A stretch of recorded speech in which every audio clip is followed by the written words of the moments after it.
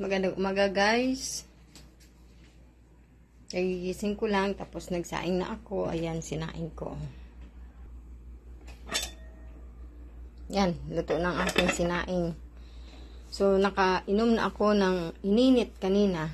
So, ayan. Pagkagising ko, umiinom ako ng isang basong tubig. Tapos, nagsasaing ako. Ngayon, meron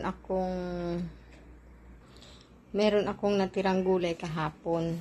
So, iinitin ko siya at lagyan ko ng panibagong gulay kasi medyo maalat. Ayan. Medyo maalat. Ayan o. Yan. So, initin ko siya pero lagyan ko ng panibagong gulay. Lulutuin ko muna tong gulay na to bago ihalo dyan para mabawasan yung alat. So, yun. Hugasan muna natin to. Hugasan muna natin yan.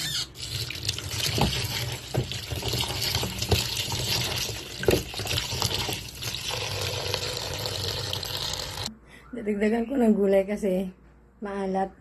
Marami kasing asin eh. Maraming stock na asin kaya unli asin. So yun na guys, hugasan ko na yung gulay. Yan. Ilaga muna natin yung okra. Ayan, sa tubig na walang asin. Sunod, ilagay natin ito mamaya kapag medyo luto na yung okra. Ayun guys, oh. Yung may 2 litro akong tubig. Yan. 2 pitsil yan. Talagang sinisiperate ko yan. At talagang kailangan sa isang araw mauubos yan. Kasi sabi ng doktor, 2 litro pataas kailangan natin ipasok sa ating katawan. So, kailangan tayo uminom ng tubig. Mas maraming tubig. Para maganda maganda sa katawan natin. Kaya naglalagay ako ng ganyan para malaman ko yung minsan kasi nakakalimutan kung ilang baso na nainom ko na tubig.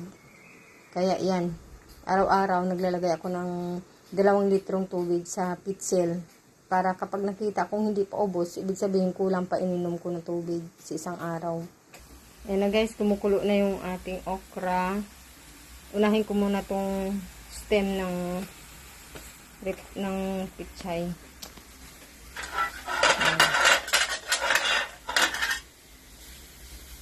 Mamaya na yung dahon. Yan. Yan, ilagay na natin yung dahon.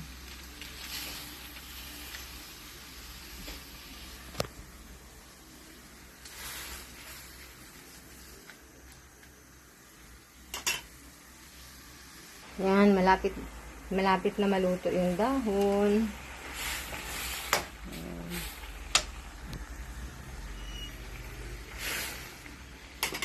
Ilagay na natin yung natirang gulay kahapon. Yan.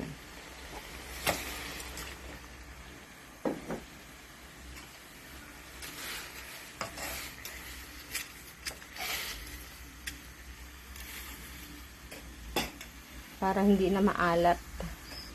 Yan, nahalo ko na siya.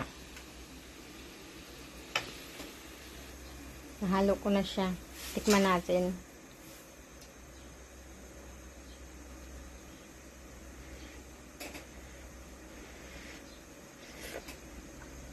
Oh, di ba? Hindi na maalat. Hindi maalat. May nakuha na naman akong paraan. Ganun pala yun. So yun na guys, kakain tayo. Ito na ang gulay ko. Ay! Gulay na hindi na maalat. Hani. Ito na, kain tayo. Let's eat! Mga kabaro. Let's eat. Ng ating almusal na gulay. Aga pa, gulay na.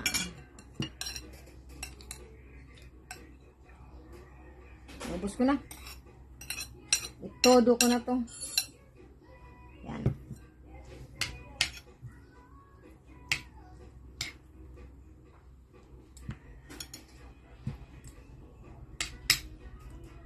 Sarap. Healthy food.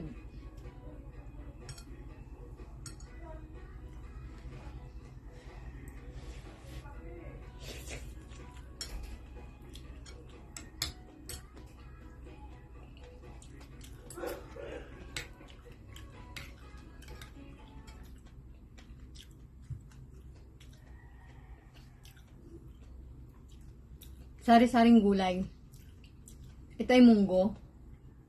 Nilagyan ko ng malunggay, sayote, alugbate. Ngayon dinagdagan ko ng okra at saka pitsay. Bahala na kayo maghusga kung anong gulay yun. Kasi di ba yung munggo dito dito, ang nilalagyan na nila either dahon ng ampalaya or di ko alam, basta ang alam ko dito nilalagyan nila ng dahon ng ampalayan. So sa akin, kahit ano, basta makain, basta masarap. Basta masarap sa panlasa ko, okay yan. Tingnan mo, munggo ko. Iba-ibang halong dahon. Okra, sayote, alugbate. Ang sarap naman eh. Nakakain din.